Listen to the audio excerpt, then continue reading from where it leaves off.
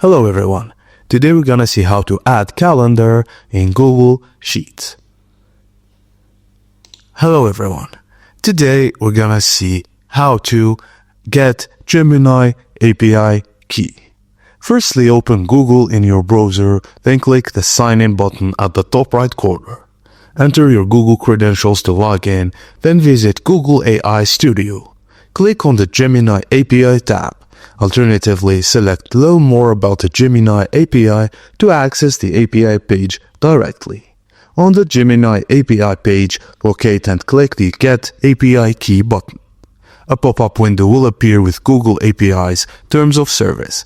Check the required box to accept the terms, and you can opt in for email updates if you want. Click Continue to proceed.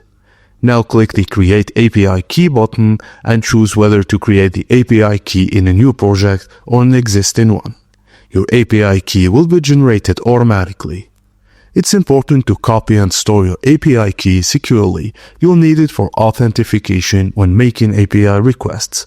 Now that you have your API key, you can integrate it into your applications, scripts, or projects to interact with Google Gemini AI models. And that's it, guys. Thank you for watching, and please don't forget to like and subscribe for more.